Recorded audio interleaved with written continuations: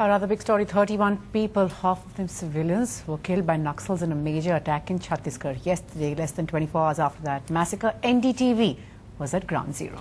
Sudhiranjan Sen found the special police officers had boarded the bus barely 4 kilometers away from the blast site. The men were sitting on the roof. The blast was so powerful that the bus came down in seconds and left a 10-foot deep crater in the ground. We are about 50 kilometers away from Dantewada. At about the same time yesterday, a huge explosion out here ripped through a bus traveling from Dantewada to Sukma, killing about 30 people, 16 of whom were civilians.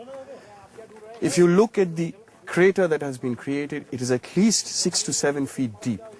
Interestingly, this entire road had been searched by a bomb disposal squad 4 days ago, along with a sniffer dog. They could not detect the explosives that was there.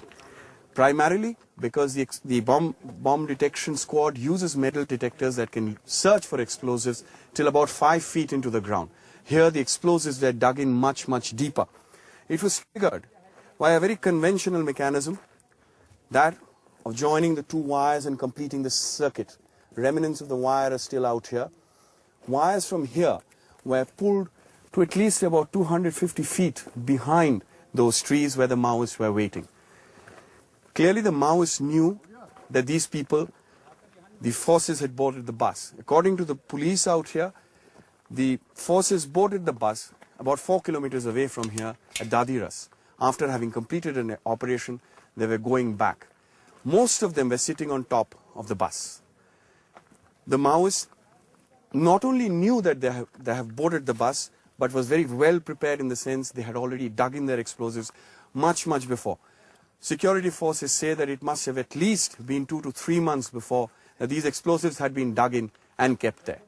If you look at the bus, because of the explosion, it was thrown at least 40 feet and it is landed straight on its face, completely destroying the entire structure of the bus. Even after 24 hours of the explosion, you can still see personal belongings lying out here. Somebody carrying back a fan back home, shoes, a kind of a box being carried back, clothes all over the place, water that they were carrying to drink, a bottle of beer, interestingly. Mahua is a very popular drink. Perhaps this was carrying Mahua, for all we know. The forces out here reached this place at about 6 to 7 hours later, treading cautiously from both sides, from both Sukma and from the Dantewada side.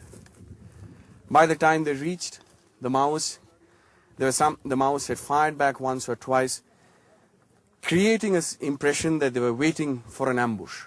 There is nothing that is left of the bus. This is what is left of the steering wheel. With camera person Xavier Thomas and Ridesh Joshi, Sudhiranjan Sen for NDTV. Tuba.com